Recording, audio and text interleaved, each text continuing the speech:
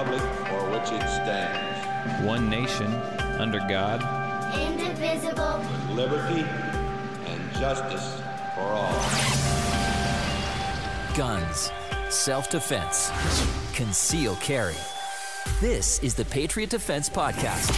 From the war room in Idaho's high desert, here's your host, Todd Echols.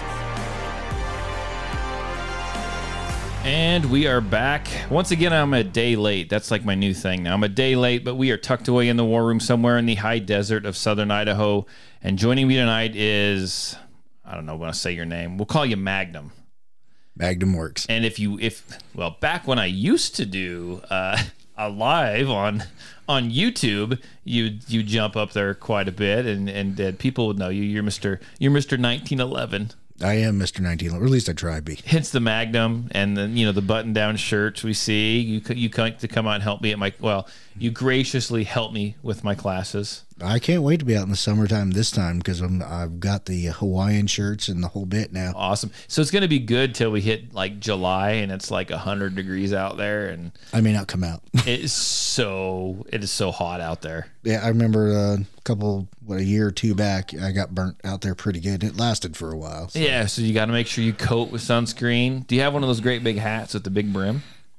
No, I don't think it'll help. We were under your awning last time. Oh, still got burnt. And I didn't even get the awnings out last year because they just hold in so much heat. So much heat. I think I've banked on the fact that instead of having the awnings out now, what I do is it's like 50 rounds in, because you've noticed I've been doing this. 50 rounds in, let's take a break. Everyone go sit in the shade. I'm going to force you to drink a little bit of water, and then we'll go back out. It's just those awnings are a pain, because then if that wind kicks up, which it will, then we're all trying to hold the awnings down. Yeah, I'll take off. We'll chase them across the farm. It'll be good. And it's funny because you weren't helping me then, but so I tried to get everything ready. And I've learned stuff like my allergies are bugging, my eyes itching like crazy. Like hanging up the targets and stuff like the night before. My bulb just died. It's a bad for me to do because sure enough it's going to rain or the wind's going to blow and they're just going to be destroyed anyway. So I don't do that till the day of. Well, we had this class and it wasn't a permit class. I thought, well, it's hot out. There's lots of sun. I'm going to set these awnings up, right? So the first part of the class, we're in the classroom. Time we get out there, the wind is kicked up. My awnings are gone. They are gone. I see him out in the neighbor's field, like probably 100 yards out there. So I don't want to be the guy that like litters everywhere, right? Because they're gonna know where they came from. So I tell the class to hang on just a minute. They weren't ready to shoot anyhow. We just walked out there, and took me 10 minutes. I'm out there dragging these awnings back in the wind, mind you. Right, and it's like a sail. Oh my, what a freaking nightmare that is. Those awnings haven't seen the light of day in a class since. I think I would have left them out there and played it cool like they weren't mine until everybody left, and then go get them. This is southern Idaho. They would have just ended up wherever the people's trampolines end up. At bottom of the canyon. Bottom of the Snake River or something like that. Got a new housing project for the rattlesnakes in the canyon. Something. Yeah, those awnings were an investment. Well, so now the family always hits me up. Like my in-laws are, hey, can we borrow your awnings? Yeah, sure. I'm not using them. You can borrow them all you want. We had them at a wedding, my daughter's wedding out here last year, and the wind came up. And like everyone just jumped up and grabbed them because we had like 4 of them. They were all tied together. It's a freaking nightmare. But anyhow, that's not why. People didn't tune in to listen to my awning woes. So we want to talk about something later on, but we're going to get with the small talk first. So I had you and your son come out yesterday. It was beautiful out. And you guys came out and we shot a bunch of stuff, right? And if you're on my Patriot Defense Facebook page, I put the little video that I did. Did you see that video of all the guns laying out there? No, I have not had toilet time with Facebook yet today. So yeah, you do you, man. But so we actually spent probably an hour and a half out there shooting. It was kind of fun. Yeah, I believe so. We had a good time. About 2 hours, actually. It was 2 hours. And it's always fun when you show up because you always have these creations. And these aren't just things you can get at the store, right? I mean, you got your 1911's, you had Blasphemy there, you had them all there. There is nothing I own that I keep stock. If I can't tinker with it, it doesn't stay. Yeah, you've tore everything apart. And I'm messed getting with ready it. to hammer on that Taurus now too. So yeah. So one of the things that you actually, and we talked about this. I'm not a little gun fan, but I really do like that. I really do like the Sig P365, and uses the XL. Yes. And so the XL that was the second gen, right? Yes. Yeah, and then you have the X. So good gun, good trigger. You haven't met. That's the one gun you haven't messed with the trigger on it, have you? No, I've only had it for a couple of weeks. It's in the works. Give you time. But you did add. What'd you add to it? A Wilson Combat lower? Yeah, I went with the Wilson Combat. Unfortunately, all they had was black, but they do a great lower module for those. They make them for your standard 365, your 365 XL, and your X.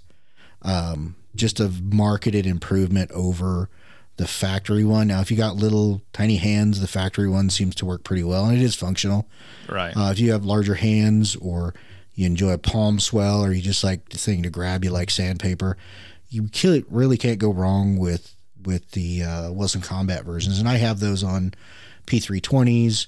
I've got Wilson Combat guns. It's just, they do a phenomenal job of engineering their stuff. Yeah, so I like your other guns too. I like the ones that you've done the Wilson Combat stuff on. But I tell you what, it made, not that I didn't like the 365, but my gosh, what a difference that made in that gun.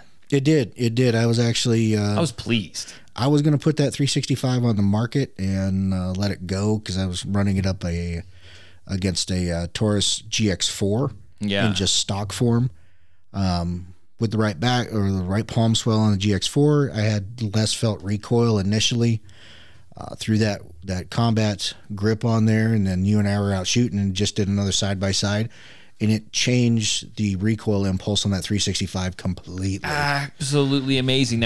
Now, so that's going to be probably a little bit different grip angle. Am I going down? I mean, what is different about that, right? It's a grip angle. I think it's a little bit bigger grip. So it's got the sides are shaped down on it, so your standard 365 or 365X are pretty 90 degree-ish, 2x4, like grabbing a 1x4 with some texturing on it, and they round out the corners, so it's nice. The Wilson Combat version has their starburst pattern on the sides, but it's the new aggressive one, so it's a little bit grippier. It does have some palm swell to it, so it puts a bit of palm swell right under the Three Amigos where it should be. Mm-hmm. And on the backstrap, it is angled a little more vertically than the original factory, which is nice. So you still run the same magazines. You don't have to worry about changing any of that. But it gives you more of a 1911-esque grip.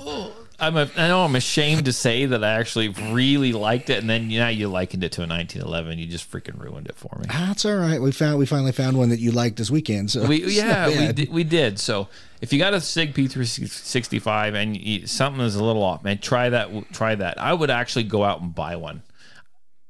I talked about it before, but man, if it's gonna feel like that, I felt like I was holding a full size gun. Yeah, and if you're not going to take advantage of that, being able just to change out the trigger group and everything, or they call it the what is it? The SIG's FLG. Anyways, essentially the frame of the gun. If you're not going to take advantage of that, then buy a different gun. Yeah, it's a tinkerer's gun, and if you like putting your stuff together and make it custom, I think there's a few others that make it. P80 Lowers does something for it, and Icarus does a full aluminum frames. And so P80 is the P80. That's the 80 percenters, right? The 80% lowers. Is that what? No, they manufacture 80% lowers, but P80 also does a full blown frame for the P320s. Okay, gotcha. Mutual buddy of ours, Henry. He comes out to the range. He comes out. He loves those P80s. Of course, he's got big mitts, and the giant square P80 lower seems to fit him pretty well. But it's very, and this just breaks it down. I mean, it just shows how personal, individualized a gun can be, right? If you find something you like, make it your own if you can. Yep. And I love. We've all heard it. I'll say I love the VP9, and so whenever you show up to shoot, I got a handful of guns in there. Which one do I bring out? The VP9. It's always a VP9. It's always the VP9. I mean, I got a Smith & Wesson 2.0 in there. I mean, I got some other guns in there. I don't even care. I honestly don't even care. And I've got 2 VP9s. I bring out the one with the red dot because I've shot it a bunch. It's broke in well. It just feels like home. Does that make sense? You just pick it up and you're just like, this is it. This is all I need. Yeah, no, perfect sense. I mean, I'm a student of as many guns as I can be. Sure. And I want to learn how to shoot them all well. But there's one, and out of all of them, I've been carrying that gun for 21 years. I've modified it. It's the Abomination. Yes. Now tell everyone what the Abomination is and what you've done to it. The Abomination, it started life as an original MC operator, Springfield MC operator. I had some custom cutting done. I found Kimber had a nice relief that I liked back in the early 2000s, so I had it relief cut like a Kimber. Changed the front strap checkering up to 20 lines per inch, did 20 lines per inch in the back. Custom grips, fit a mag well to it.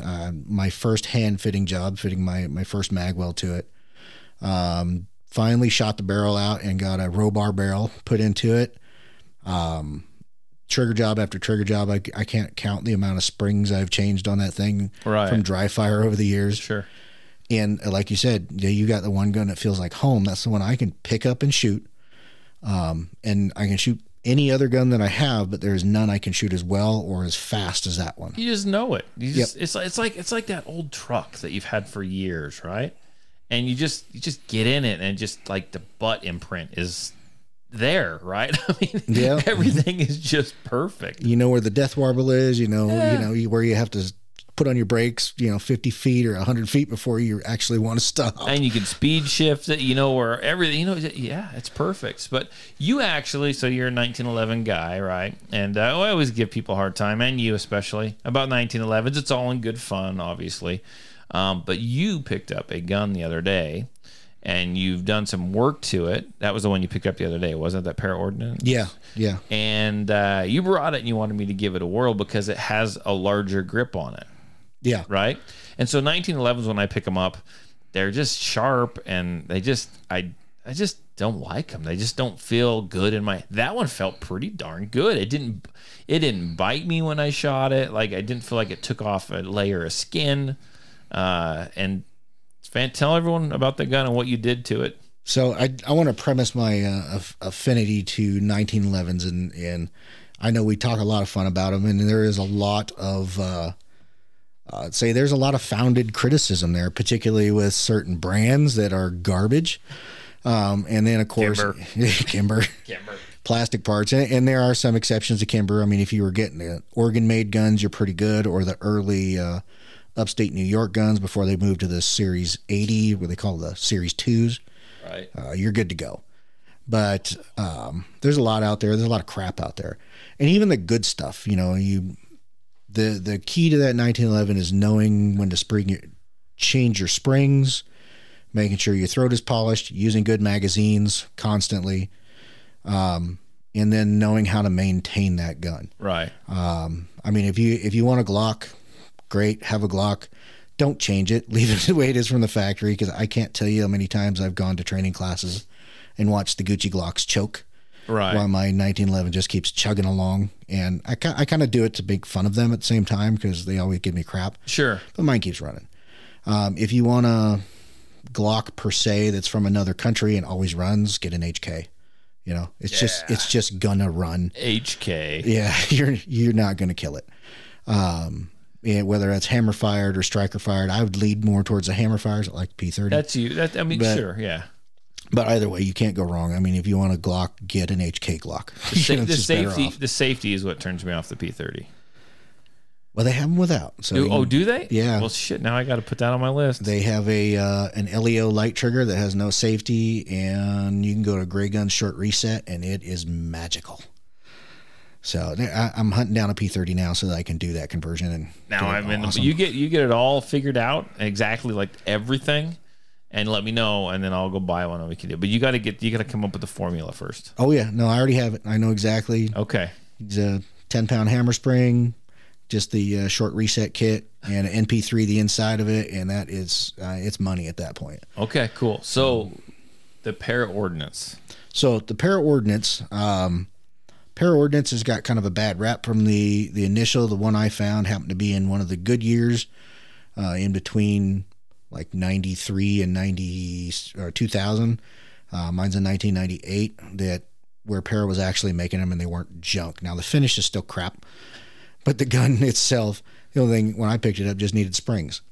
And I honestly picked it up just to spite the high capacity 9mm guys, because it's a 14+1 and I have extended mags that run 20+1. Right. But it's a gun that runs, and it is incredibly accurate for what it is. So I did a trigger job, figured, you know what, Todd's got massive hands, so I'm going to come over here and I got meat hooks. Throw this thing at him and see how it works for him. And it punches one hole groups. It runs. It's ran every piece of garbage ammo that I have through it. Yeah. Hollow points, everything. So now it's getting ready for a finished job, and probably end up in my tactical training rig, just so when I go out there I can have high capacity and, you know, pee in everybody's Wheaties. There you go. That works. That works. It was a good gun. I liked it. It felt good. Honestly, for 1911, it felt good. Speaking about 1911s though, there was a class you helped me. It was the last class. Like, gentleman had that Kimber. Yeah. So now it ran. So he had one of the original Yonkers, New York ones, where they just moved out of Oregon, and it was still a Series 70, and it comes with all steel parts. They were still hand fitting them at that time, so it runs instead of pulling things out of boxes and that. And that gentleman was limp wristing that gun as bad as you could get, and it was just chugging along like it was meant to be. Yeah, the guy actually shot pretty well too. Yeah, he actually shot better with that gun than that other. He had like a Ruger SR9 or something. Oh God, it was terrible. Got to rinse that. That's out of my. Got to rinse it out of my mouth now. I think it kept jamming too. That was the funny part. It was horrible. Yeah, that Ruger was horrible. Yeah, we threw lube in there, checked magazine springs. It was still choking on everything, and that was kind of funny because it's Ruger's version of Glock, and it was just choke on everything. He pulls out the ancient design 1911, 100 years old, and he limp wrist it because he's like 70, and just hammers the rest of the class out. It was great. Oh yeah, that was a great gun. But I will say we shot a lot of guns yesterday. But the crown jewel of the day was when I pulled out the yeet cannon. Oh, God. That yeet cannon is amazing. Actually, it's amazingly crappy is what it is. It is. I was surprised it's still running with all that bacon grease in it. That's all it's ever had in it. I pulled it around behind the four-wheeler in the box. It came out of the box. It filled itself full of freaking gravel. I brought it down to the range. I shot it. A couple days later, I took it apart, wrapped the barrel in bacon, shoved the slide onto it, jammed the slide on there. Like, it was hard to get it on there, and ran it, just shot it, and then pulled the bacon out, and that's it. It's clean. It's never been cleaned. It's got gravel. It's full of gravel and bacon. I could tell you've tasked me with turning it into a Magnum Miracle. So I've got this thing at home, and I took it apart last night, and I found bacon bits. And was there all kinds of stuff? It was pretty grody inside there, actually. Did it smell rancid? It didn't smell rancid. It was just, like, I think it had gone past that point of, something dies on the side of the road and that smell eventually goes away. You didn't wipe it down with a piece of like a biscuit and eat it or anything? No, not yet. Was it really nasty? It's pretty gross in there. Yeah, you had all the blowback, and I was like, I soaked it in brake cleaner. I'm just gonna let it sit. And bye bacon smell. Once I get that thing going, we're gonna have I think it's got 10.2 pound trigger right now. Do you have a thing to measure it? Yeah. Okay, I was wondering. I was like, dang it, I should have figured out what it was first. So it's like 10.2 pounds on 3-pull average, and when I'm done, I'm expecting maybe 5 or 6 pounds. So what's that going to be like? So what's 5 or 6 pounds stock right now? Like a Glock? What's a Glock? Well, your Gen 5 Glock is about 5.5. Okay. Your P365 XL's 7 pounds. Oh man, it's gonna be better than the Sig P365. So let me ask you this: it'll still be spongy. I don't think I can get rid of the sponge. Okay. Just because it literally the sear has one spring, Okay, I was That's going to say. it. I was going to say, did you like look at it? You think you can figure out what to, like it's doable? It's Oh, not yeah, like yeah, no, plastic or some shit. It's got 2 metal levers that I'll polish out. I'll polish the inside of the frame. I'll replace the sear spring, and then I'll polish up if I can get the striker out. I will polish that up because right now the striker's kind of gooey in there. Fire. Yeah. Use fire. Use fire. Did your dad see what you're doing? And he's like, "What the hell are you doing?" He saw it this morning sitting on the desk. He goes, "What is that?" It's like, it's a piece of crap. And he's like, "Oh, that's the high point." And he jumped into all the hype when they did the testing on it. He's, "Oh, that'll be a good gun." I said, "No, it's not. It's like terrible. It's like the water bottle. You had the best. Go ahead and give everyone. You had the best comparison to what it feels like to shoot this thing with like it's got an 80-pound slide on it. Yeah, I can't believe it. So you can see all the casting marks on it. So it looks like if when they casted the Liberty Bell and you can see all the pock markings still from it. Yeah. That's exactly what it looks like. And the only polished part on it is where the frame itself rides against the slide on the inside. It's kind of weird, but I just couldn't believe how terrible this thing is. So I go out and the first time I shoot this thing, I likened it to taking like one of those cheap Walmart water bottles that are really crumbly. It's about half full. Yeah. It's about half full, and it's been summertime, so the bottle's still warm, and you got about half a bottle of water in there. And when you shake it back and forth, it gives that ka-chunk. Yeah. It recoils just like a half crappy water bottle. You can feel it slop backwards and then slop back forwards. So that slide, the back of that slide, where it comes down onto the frame of the gun, is so low that it was like I don't get bit by a gun very often. That thing was biting the hell out of me yesterday because it's so low. You can't grip that thing high. No, not at all. You got to do like old German style, thumb over thumb. Can you grind some of that off? I could, but it wouldn't be good. Okay. Oh, I don't know. I'm not a gunsmith. That's why I ask. I can't tell how that thing is being held together in there other than there's this little pin that goes up in the back and it sits behind the striker. There you go. That's nice. It seems like the only thing that holds it in place. But you did obviously figure out how to take it apart. It's been a while since I've done it. It's got a roll pin in the back you knock out. Is that what it is? That's probably, I think that's what I remember doing. Fixed barrel to frame. I had to do that when I filled it full of bacon. I still have that on video. I got that on video somewhere.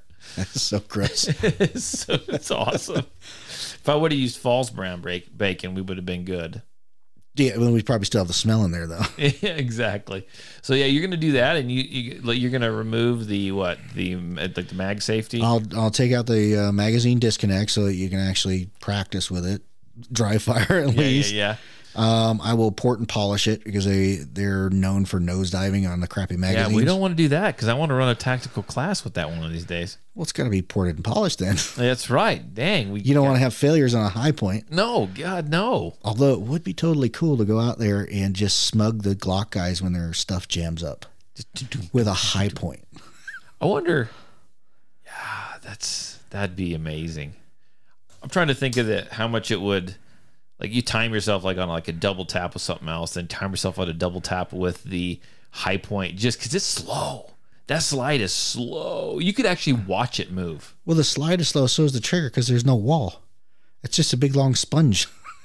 Then it pops. Put a wall in there. I don't Got to find the reset is pretty much at the beginning of the trigger. The beginning of the pull, you know. I think it's like it works like a semi-cock, so it's like just get creative. You got it. If you got to solder some shit, it's arc weld some shit in there. Figure this out. And you're burn the plastic off. Try. You're gonna give me a stipple job. I am gonna stipple them crappy plastic grips. Sweet. I don't think I'm gonna do the front or back strap because I don't know what kind of plastic that is. Gotcha. So, but the grips are generic plastic. I should be able to stipple those up nice. Nice. Okay. No, it would stipple them, and then if I want to fancy it up, I'll get some nice wood grain. No, I was looking. I couldn't find them. I was looking for G10 last night to see if I could actually find it. That would be freaking cool. Someone has to like make some them. Punisher grips or something for it. I went to Wicked Grips. I checked everybody, and nobody's doing anything for the high point. Why not? Well, no, you can get camouflage grips if you want. I don't want to get camouflage. those. I'm not. I hate those. Yeah, they're pretty terrible. They're pretty horrible. So anyhow, that's what we have been up to. So stay tuned, and I'm sure I'll post some pictures of this. As you're doing it, you should take some pictures of the high point, like in pieces and whatnot, and I should have got some of the bacon bits from it last night, but I just brushed them off, threw them away. You didn't put them like on your salad or nothing? No. Okay. No. In your rice and chicken? No, I'm limited to rice and chicken. Can't have salad right now. Well, you could have licked it. So I'm surprised I didn't see you in there licking the. I had bacon for lunch. I was close. Bacon it's right there. It's its own food group. I know. I had bacon for lunch. 6 pieces. But anyhow, I'll keep everyone updated. I'll put pictures up on the Facebook page, and I'm sure we'll talk about it on the. We're gonna have to run some tests. We're gonna have to run. I'll get the shot timer out, and it'll be fun. It ought to be. I'm gonna have to go over to my Kydex making area and make myself a Kydex holster for it. Yeah, I'm so excited. You're gonna have back pain carrying that thing. I know. I'm gonna appendix carry it. It'll be awesome. I don't know if I would do that with that safety on there. Yeah, you're probably. I'm not. Yeah, there's not even a dingus in the trigger to stop that thing. And once I get it down to like 5 pounds, oh god, yeah, you're not gonna feel it. It's just gonna sponge and clip. I probably shouldn't do that. I'm gonna have someone follow me around and tote my gun. The high point. That's probably a good idea. I need the high point. And we put a sling on it. You can mount a sling. Freaking sweet. I was gonna bring it out. I know we were gonna talk about it. So I bought. If you're on Facebook, and you'll see what I bought. But you ever just like buy something that you really don't need all the time? Like you see it and like you leave the store and you just have to go back and get it. You can't explain why you need it, and you're probably never gonna freaking use it. That's how I ended up with a Durango. Yeah, I bought a mini sword. Did you see that on Facebook? I did not see you, but I wanted one of those. Is it down at D&B again? Yeah. So yeah, they went out of stock forever. Oh, I want one. Guess what they have now? Next to them, same brand, spears. It's a spear that might be cool. With the mini sword on the end. Oh, that'd be cool. I know. I say you get one and we do some freaking LARPing or something out here in the. That might be fun. I'll have my sword, I'll have my spear, and I'll have my freaking yeet cannon. So I'll have to do a spear and a tomahawk, because that's all I got right now. Sweet. But yeah, the sword. I don't know why I got it. I just like show it off to people. Why wouldn't you? I don't know. I'm thinking maybe when the garden gets going, I'm gonna me and my kid are gonna play Fruit Ninja, and he's gonna throw zucchinis at me, and I'm gonna see if I can hack him in two. I think that'd be a blast. Yeah, put a nice razor edge on it. I got one of those Ken Onion knife sharpeners. Put a razor edge on that thing. Yeah, that'll be a blast. Yeah, I'll need insurance. Well, I mean, if you run out of bullets or you want to save ammo and the zombie apocalypse happens, you're set. They're all slow. Actually, could we fabricate myself a mount that I could put that underneath the high point, because it only sticks out about that far? You're asking a lot. I'm going to tape it on there. That would fit the gun. That would fit the gun. That would be freaking cool. You know what? I got epoxy. We could probably epoxy it too. Yes, if we're going to do it. Okay, well, let's get on to the main reason. We could sit here and judge. Well, we did the other day. We talked for a freaking hour and a half in the classroom the other night. But we've got, so I'm sure everyone saw that there's, I don't even know how to introduce this. It's, there's lots of stuff going on in the country right now, and we got the World Health Organization, we got all this stuff happening, and then all of a sudden we started getting shootings again, right? They talked about gun control, and then we started getting these mass shootings again. The one a while back was the subway shooter in New York. In Brooklyn. And over the weekend we've had a couple different things, but the main one that everyone has probably heard about is going to be that guy that went into the grocery store in Buffalo, New York. And if you want, I posted an article about it yesterday. Check it out. I'm sure you've heard of it. If you haven't, check it out. At the very bottom of the article, I don't know if it's still good or not, it's a link to the video. The guy live streamed this. And when you click on the link, it's going to take you to an adult website. That's where the video is posted, and I'm sure it's there because it's not going to get taken down. Yeah. Or it's going to be harder for them to take it down. So that's why it's there. So watch it if you want, but be aware. I mean, it's not overly graphic, but you see people dying. And so you need to know that. But the reason why James is here is just because I like James and I wanted him on the podcast. But we were talking about this yesterday, and you were throwing out some good thoughts. Even conspiracy type things, which honestly, is anything a conspiracy anymore? Because no, I think we're 18-1 right now in the Tin Hat Brigade. So yeah. So anyhow, I'm just going to I'll jump in, but I'm going to kind of throw it to you. You tell me what you thought, because you hadn't even really heard of it till I showed you the video, and then we started looking up articles, and your brain works better than mine and like puts stuff together better than mine. So, like you said, you brought that to my attention yesterday. I didn't even know about it. I've been trying to detune from news and just focus on family and having fun, but there's always something that comes up. Not that I stay out of the news world, because I keep my ear to the ground on just about everything that's coming across. Yes. And so we talked about this shooting, and you sent me that link, so I got to watch what was on there. And the link that you send, or the one that you can find on Facebook, there is about 2 minutes, maybe 2.5 minutes, and before Twitch actually cut it off. And this guy was live streaming this on Twitch. And so I decided to take some time and see if I can hunt the entire clip down. What other information I could find out about the individual himself, any postings that he had prior to that, or anything leading up to this.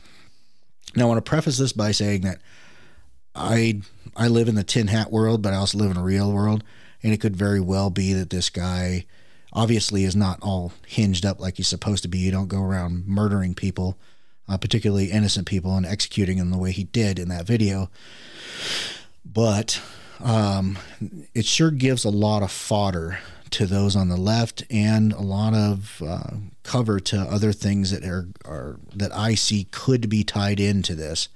Now, if it is a false flag event, they would be directly tied to it, or, as Obama's old guy used to say, never let a good crisis go to waste. And there's a lot of fodder that we can use, or that they would use on us. So can I jump in here for a second? So in you diving right into it, you're doing what I said, that's fine. But I just found this, and so I'm going to, just in case someone doesn't know, it's in Buffalo, New York. This kid live streamed.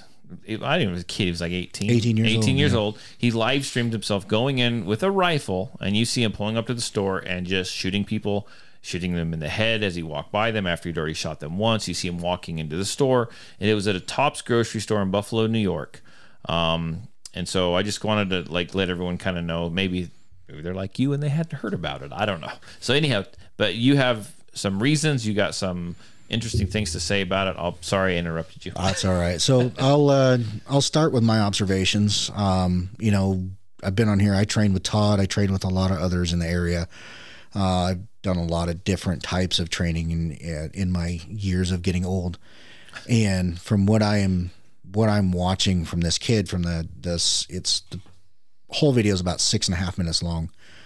A lot of irregularities. And the video starts with his drive on a dirt road. He's heading into town, like he's going to his site, something that has been reported that he had scoped out prior to that. We don't have any information on that yet, just that he had scoped it out. First thing I noticed, he's driving a POS, right? It's absolute crap car. Mm-hmm. He's got a bunch of gear in the back, and you can see his head mount moving around like a GoPro camera attached to his tactical helmet. Couldn't tell if it was a bump helmet or if it was a ballistic helmet. It looked more like a bump helmet, something you would buy, relatively inexpensively. But you can catch glimpses of his gear, his fatigues, and you catch a glimpse of his rifles. And what teed me off about the rifles the most, the rifle that he has sitting next to him and the shotgun that he has sitting next to him are reminiscent of the exact model and type that was used in the Sandy Hook shooting. You can see he's got a AK-12 sitting on the seat next to him. Right next to that is what appears to be a bolt-action rifle that is scoped. So if this guy's going to do short-range shooting, I don't know what he was planning for, but you don't have a long-range rifle scope on a rifle in the front of a car, in my mind, unless you're either planning to take on folks at long range, or maybe those weapons were put there and planted. I don't know. I live in the conspiracy world, so I'll just start with that. We see him go through the town, several neighborhoods, and he stops and he pulls over, and you see him checking his phone, and he's muttering in there, and I was only able to turn up the sound a bit. But he's, I need to check this and make sure that this is still good. And he's going through his phone. He's on his way to slaughter people, and he has time to stop and check his phone, which I thought was really strange. Puts that phone back in his pocket, driving to his destination, mentions that he missed the street that he was supposed to go, so he makes a U-turn in somebody's yard, comes back. You see him drive into the parking lot, and he actually pulls into a parking spot first. And he says, no, I'm just going to have to go for it here. Backs out, pulls up, and that's where the video that you had posted up starts. Picks up, yeah. Now, this is where it gets weird, right? I don't see it from a gamer's point. I mean, Twitch is supposed to be some sort of gamer's site that they put stuff on. The way this young individual operates this firearm says there is a level of training there that is above and beyond your average shooter. Your recreational shooter is not going to shoot like this kid and what he did. He first steps out and he starts engaging people from closest to furthest, and is... You would do that looking at your threat. What's the threat level? If you pull a weapon out, you're going to take the person that's closest to you. He then engages an individual by the front door, 2 people there that were trying to escape, sees somebody hiding behind a vehicle. He engages them because they're no threat. They're already on their knees. And he sees people running, and he starts engaging people through the glass. Novice shooters aren't going to think about nailing people through barriers or shooting ahead of them. Spray and pray type thing, right? No, it was not even a spray and pray. No, but that's what maybe an untrained person. Yeah. Or they may just wait until they have a direct line of sight for a target. Gotcha. This guy's watching people trail in, and he's putting rounds on where they are going, and it's in a fashion where he's basically leading them. Takes training to do that. Did you think he also did that too? Because, and I'm not jumping at, I am jumping ahead, I won't lie. No. But like he has to walk in there, so he's just like, okay, so we're gonna get him on the ground, take him out if we can, get him on the ground so I can walk in there. That's a very good possibility. You mentioned that, and I'm watching. It's all first person, so you see it from his point of view. You see the rifle or the tip of the rifle, that sort of thing, and that's something I'll get into in a second, because the rifle is not what we would typically see these days. Right. He begins his entry in through the door rather quickly. After he's put rounds through the glass, he stops through there, but he takes his time to slow down, and he's a right-handed shooter. He starts clearing the right. He starts pieing it off to clear the corner around where I think there's a cart of apples or something that was in that area. You can see through his cam that he is pieing, and he's clearing that. Again, takes training. He begins to progress forward, and he starts pieing off to the left, but as soon as he has people to engage within his sight, he starts engaging immediately, and he's putting multiple rounds on people that are already working their way to the floor. What I thought was weird, and I slowed it down to do a round count. Your average individual with a 30-round standard magazine will load 30 rounds in that magazine. Anybody with tactical experience or training will generally load to 28. And why? And let's back up. Why is that? When you go to do a tactical reload and you have a full 30 rounds in your magazine and that bolt is closed, it is impossible, well, not impossible, extremely difficult, if not impossible, to lock that magazine into place, particularly if it's like a GI aluminum mag or a GI steel mag. Sure. The P mags and stuff like that, they've got a little bit of space and you can do it, but it's still more difficult. So he knew what he was doing. He knew exactly what he was doing. So those mags were loaded to 28 rounds. Again, that's not something that your average norm guy is going to know. When he goes to reload after putting rounds on people and putting them to the ground, he moves to cover, which is not, you don't see that in gamers world. You don't see that in untrained individuals. We watched some of the videos of other people, the Columbine folks. There were guys that went into other grocery stores years ago, and they're not even following these protocols. This guy moves to cover, does his reload. Turns around and comes out again, huh? Yeah, well, his reload was telling as well. I'm tracking you in the video that I watched. Yeah, Sorry. You can hear him reload the mag. It is not a plastic mag. It's not a polymer mag. So he's using stag mags, right, or snag mags. They're either aluminum or steel, but you can hear them hitting against the receiver. What I thought was interesting, you can't see it, but you can hear it. And if you shoot enough, you know the difference. He doesn't ping pong paddle the gun. He doesn't hit the bolt release. He goes up and he runs the charging handle. There are some schools of thought that teach, ping pong paddle, and that's kind of a general operator's mode of action, right? So that's generally what you load the magazine, run the ping pong paddle. More advanced training goes into running the charging handle. It is a little slower, but it's like slingshotting your slide. It is more reliable because you're Right. getting more bolt speed. So this kid is doing this thing, and he's not even thinking about it. Again, once that thing is reloaded, unfortunately, he engages the woman on the floor right in front of him, puts one through her head. He starts pieing off the corner rather quickly, engages another individual down the hallway. I think he engages two. And the video is kind of break up, so it does make it hard to see. And the strangest tale before the thing that cuts off. So he's engaged now 1, 2, 3, 4, 5, 6, 7 individuals at the front of the store, possibly 8. Because I didn't see that he got rounds on one of the folks outside. It looked like he got one and the other one was trying to run in. Right. So he got 8 individuals.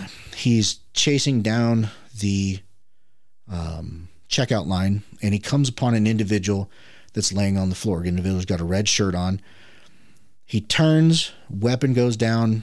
Yeah, I mean, if you're in a nut job and your numbers, your goal is body count, this is an easy shot. You smoke this guy on the floor and you move on. Well, he was feet away from this guy. Oh yeah, if even that. Yeah. And the guy screams at him. He says, "No, wait." He muzzles up the rifle, says, "Oh, I'm sorry," and then moves on, and then Twitch cuts off at that point. That to me is extremely strange, right? Right. Then we can go back and look at some of the blog stuff that he did where he was trying to pick out his gear. He wasn't sure what was going to work or what was going to fit. And he came across his shoes, you know? Yeah, real quick. So that guy that said, "No, wait," and he said sorry to the chief, as far as we know, we didn't shoot him. He was white, right? Yeah. But all throughout now, do you remember the ethnicities of the other people that he shot? It was a mixed bag, wasn't it? Yeah, the first woman he engaged was a Caucasian woman. He dropped her with 2 right in the beginning. He swung left. He engaged what appeared to be a black male and a black female up against the wall. Yeah. He definitely got hits on the black male. I don't know whether he got the female or if she was the one that run in, because it was fairly quick before he swung back to the right. And he engaged another Caucasian individual at the back of the vehicle that was crouching down trying to hide. As he swung in, the 2 ladies on the floor on the left after he pied the right were both African American. Okay. And then when he went down, when he reloaded, he pied back to the right, and the individual he got by the bread stand was a white guy, and the guy he said he was sorry to was a white individual on the floor, So screaming like a girl. White, brown, black, male, female. It didn't matter to him. So here the question is, and we'll get into the gear. But the question that we don't have an answer.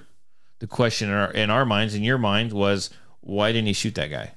Exactly. He shot everyone else. This guy was, as far as we know, he was nothing extra special. It was nothing. So interesting. Okay, now move on to his gear. You also. Well, I have a theory on the guy on the floor. I'll go for it. So, strapping on your tin hat for this one, if you look historically at anything that's been a false flag, or where us in the conspiracy realm have said, hey, there's a false flag going on, you need to pay attention to these details. Mm-hmm. Generally, there are handlers on site, people that handle things. The guy that got on the plane was trying to light his underwear on fire, right? Right. He was led on the plane. He was denied access on the plane because he didn't have a pass to get on the plane, right? They told him he couldn't get on the plane, and then an individual, a woman, led him onto the plane. They made a few phone calls. He was allowed back on the plane. And then that person disappeared. They couldn't get in contact with her, and it was very strange.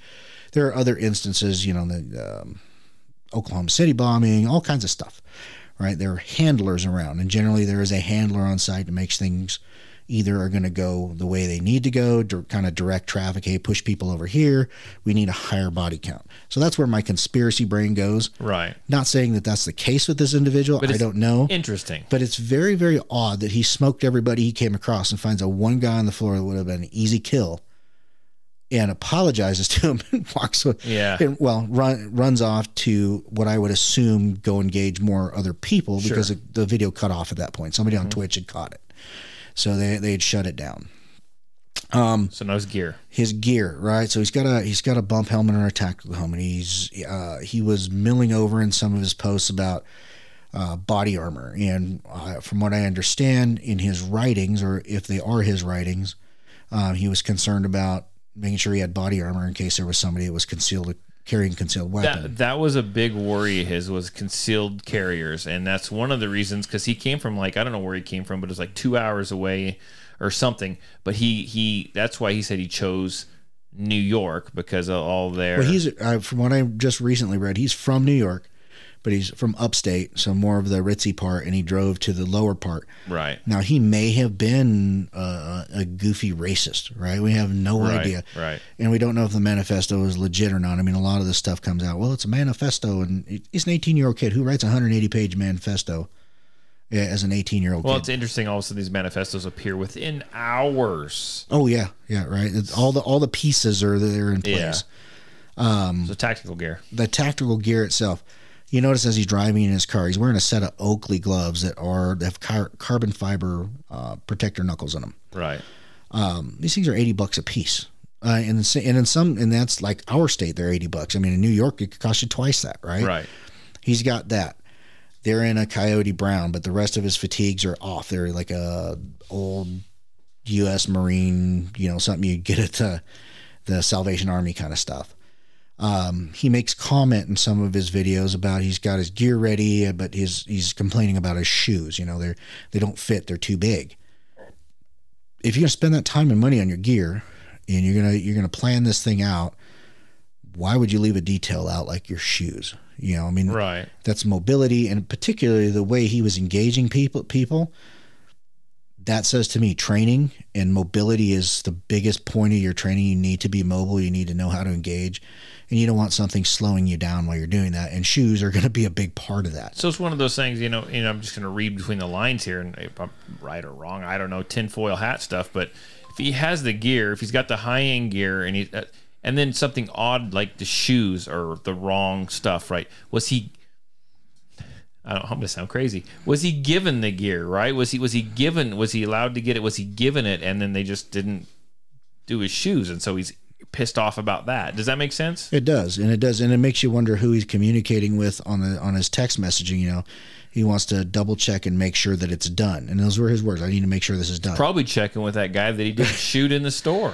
Good possibility. Hey, everybody's here. You got enough people, or God forbid, say he's a blackmail subject, right? Right. Say, hey, you're going to do this for us or whatever. I don't know if any of that's true, but it put your brain out there. There's some oddities that stand out. Gear, we go to his rifle, right? You see, and he's operating there. You can't tell whether it's a 16 or a 20 inch, but it's not a carbine link gas system. There's not enough barrel hanging out. Where it's got a standard front sight post on it, which you generally don't see anymore. Right. I couldn't tell the rail system, but he had older cheap rail covers on it, something that you would like a UTG or something like that. But what I noticed is that his firearms handling skills should have been where they were. He's running a 20-inch gun, or he's running a 16-inch mid-length, and none of those are cheap items. It's not like even at PSA, you're going to spend a couple $100 to buy a decent one, and if you're going to buy it with a rail system on it, you're going to be in the $300 to $400, maybe $500. Mm-hmm. The way his recoil system, way the firearm was recoiling, tells me 20-inch. If you've shot a 20-inch gun before, it's like shooting a really loud 22. There is almost no vertical strafing. I mean, everything goes where it's supposed to go. Huh. Very interesting firearm, and very little gas from the front end of the gun. In the vehicle, you see him pan over his weaponry. He has a Sig 12 in there, which is remarkably reminiscent of the guy in Connecticut, the Sandy Hook shooter. Right. Sig 12, AR-15.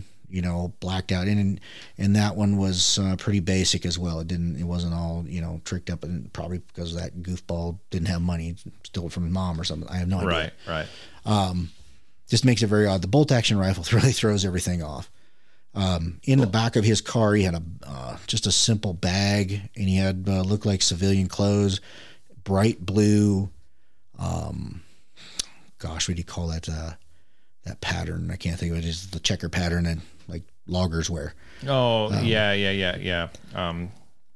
I can't think of it now either. Yeah, but, plaid or something, right? yeah, plaid. Flannels. Plaid flannel. Yeah, big, thick flannel. He stops to drink some water on the side of the road before he goes and does his dastardly deed. So, I mean, one, obviously he's a few sandwiches short of a picnic basket, or he's just really out there. Or two, he was trained and prepped for this, and there was something behind it. I don't know. It just doesn't make a whole lot of sense. Now, on the flip side of that, with what was recently come over this last week, we know about the WHO and the UN Security Council putting a vote to basically nullify the constitutions of 193 countries. There's 194 voting on it, but they're only voting on a nullification of 193 countries during the case of a pandemic or epidemic. Friday, the New York Times released a front page story about the epidemic of U.S. gun violence. Specifically, and they actually outlined it, epidemic of gun violence. And then Saturday, we get this shooting, and I hate to live in this world to think that our government would do that.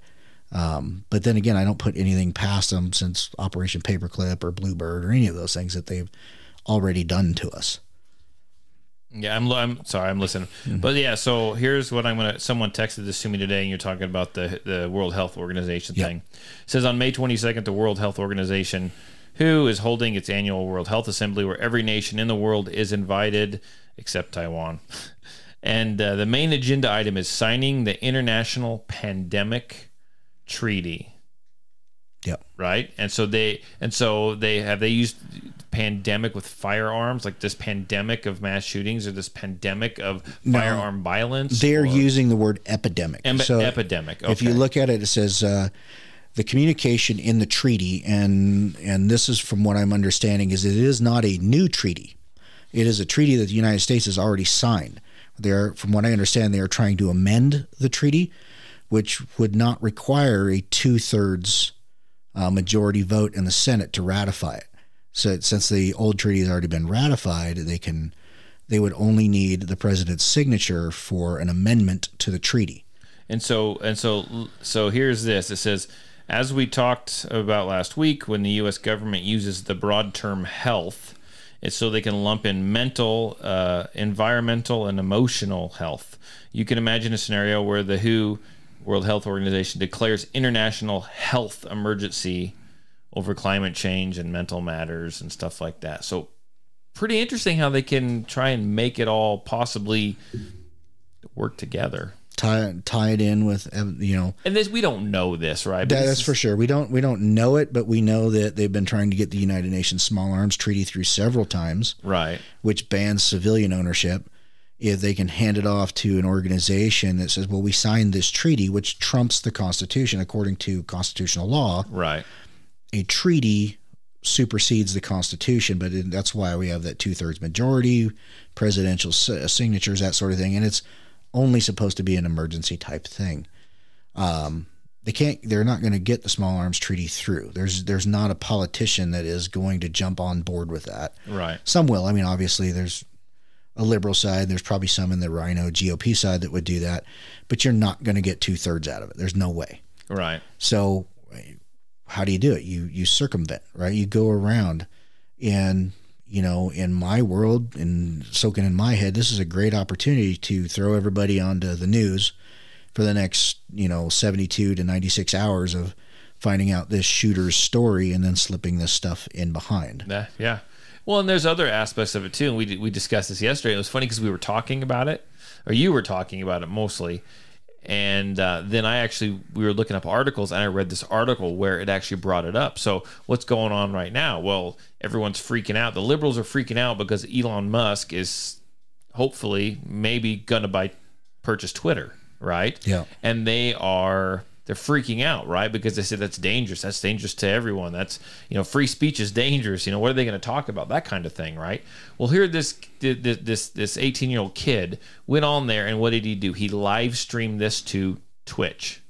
Pretty much, I don't know, unregulated, like we'll like allow like anything in there, obviously, right? They did shut this off when they found it, but I read an article, remember I was reading it to you, where actually someone came out and said platforms such as Twitch, and they named off a handful of other ones where people can go in and say and do what they want. That's bad for us. We got to put the kibosh on this. This is bad for the US, this is bad for politics, this is bad. So, I mean, they're going to go down that aspect as well, that avenue as well. I'm sure of it. They already are in that article. Yeah, it is an extremely useful tool. I'm sure that they're going to do what they normally do and try to stoke up, negatives in race relations. Oh, yeah. This guy drove to where he was doing this. The neighborhood he's in happens to be 78% African American, right? So, yeah, you're going to have a higher body count in a grocery store of black Americans than you are of white Americans, just the way it is. But, the media is not going to stop to push that. And it's a great way to just continue to drive that wedge and keep us all separated from each other on the goofiest stuff and trying to figure out what's really going on. Right. I believe that they had that second shooting in California. Yeah. Gavin Newsom came out and, he was trying to reassure the Asian community that, he really wants to make sure that they feel safe and they're protected. But he called it out, I think, 2 or 3 times in his speech about, bringing up the label of their ethnicity. And it was like, why do you need to do that? And then, of course, we find out hours later that the shooter is a 60-year-old Asian man. So that story has pretty much gone away. Right. The parishioners took care of him. Unfortunately, 5 people were shot. Hog-tied him. Yeah. Until law enforcement showed up. Hog-tied until the cops got there. That's awesome. So too bad somebody didn't smoke him when he was in there. But, right.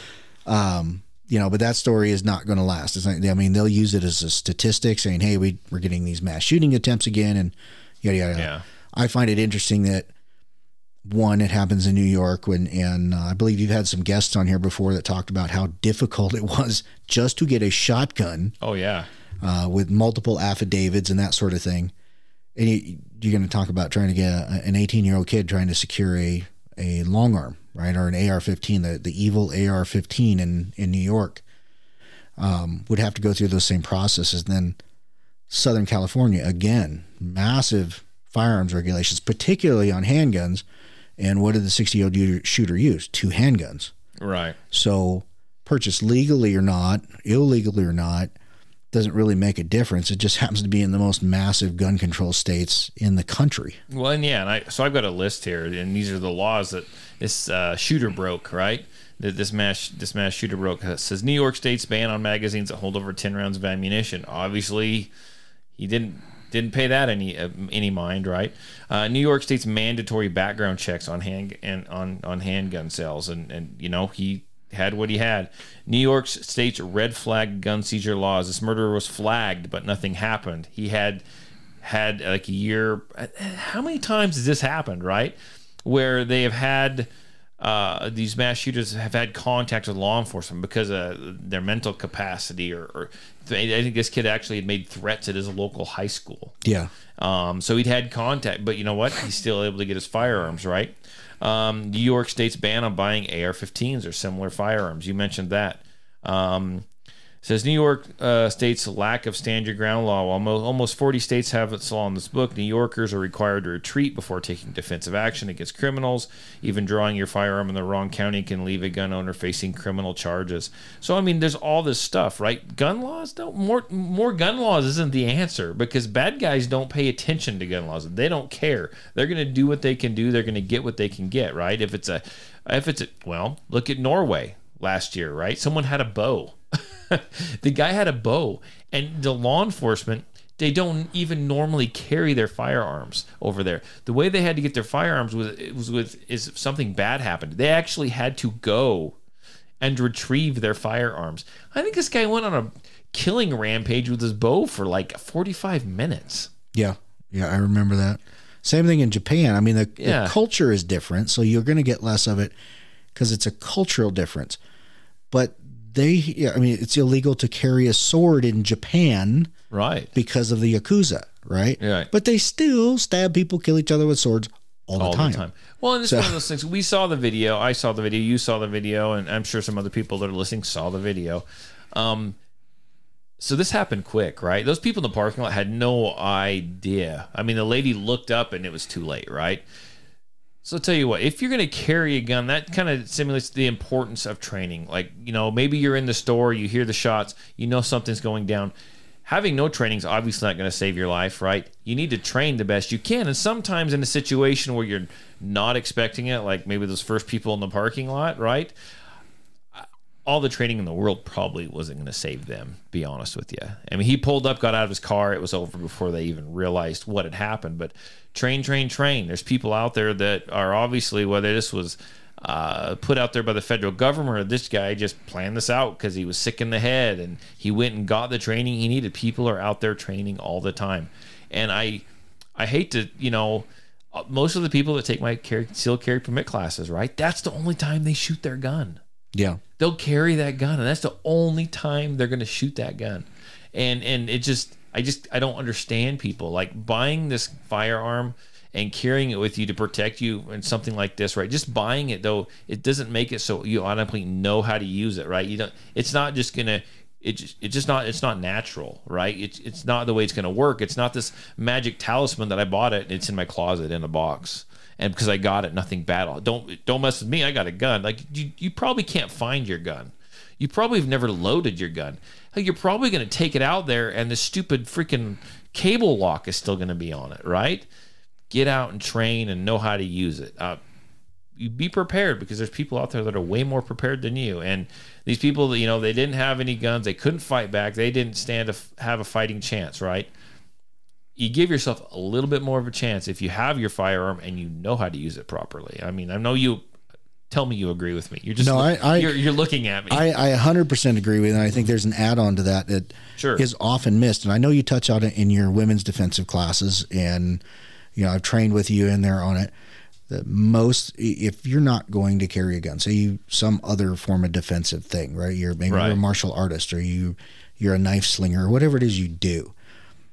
Situational awareness. Oh, yes. A guy pulls up. It's why you walk into Walmart and somebody greets you. You go to a grocery or a gas station. From across the gas station, you can hear the attendant going, "Hi, how are you doing today?" Yeah. They're making eye contact with you. They're sizing you up at the door. They look at the door. They've got, how many feet are there. Two, they're creating an eye contact with you to get that first initial feeling, because people always leave that first initial, "Hey, that dude's creepy," feeling out. They're letting you know they know you're there. Exactly. But getting that situational awareness, getting the additional training on the philosophy of self-defense, having those in your toolbox. Maybe that 1 out of 10, that lady standing out front of her car that got smoked first, maybe she could have got smoked first, and there's nothing you can do about that. Or maybe she could see this car pull up in an odd place that's not in a parking spot. I think he left it running. There's a dude you can see through the windshield with safety goggles on, fatigues, a giant hat, and a GoPro on. It's a helmet and a GoPro, and he's wearing gloves. That to me says, I'm running. Yeah. I'm going to get behind an engine block. I'm going to get, at that point where I can draw and get my weapon. Now, maybe she's not somebody that has a weapon, right? Right. But you recognize that, and you look for that before the stuff happens. Maybe it saves you, maybe it doesn't, but it's the edge. It's just one more edge. Well, and if you can catch something like that, right? If you're paying attention, you catch it, then you can put yourself, you don't even put yourself into it. You look, you notice what happens. You go through that OODA loop. Right. Yeah. You observe, orient, decide, and then you can act, right? I mean, it happens really quick, but if you don't see to begin with, you can't react at all. Your body can't make that mental decision. You can't act on it. You can't decide to act on it if you don't see it coming. So pay attention. Yep. Yeah. Situational awareness is probably, there's nothing second to situational awareness. Right. I mean, it puts you out in front of the problem, or at least as far front as you can be. Right. Yeah, pay attention. So, well, that's probably the longest podcast I've had in a little while. So I like that. But I appreciate you coming on. It was lots of good information, and we discussed lots of it yesterday. And I was like, man, you got to come back for the podcast tomorrow. When do you work? I know you're working at night tonight, so you got to get out of here, go eat some dinner. Yeah, absolutely. Back to chicken and rice. Chicken, yum. Don't be eyeing up my Cliff Bars. No. But anyhow, if you like the podcast, if you listen to the podcast, you want to share it on social media, that'd be absolutely fantastic. You can find us on Stitcher. You can find us on iTunes. You can find us on Spotify. Anywhere and actually, the audio version will show up on YouTube. You don't get a look at me, but the audio version will be there. Share it with your family. Share it with your friends. I'm going to go ahead and post this on Facebook because I think it's a really good episode in light of actually what just happened and a really good breakdown. Thank you again, James. It's a great breakdown. James put in all the hard work today. I went to the gym. James called me, said, excuse me, Magnum called me. I might have screwed all that up. Magnum called me and said, hey, look, this is what we got. I said, just save it for the podcast. So here we are. I appreciate you listening. If you got any comments or questions, you can call me. You can text me, area code 620-794-6223. That's area code 620-794-6223. And I will catch everyone next weekend. Thanks again for joining us, James. Thank you. Okay, bye.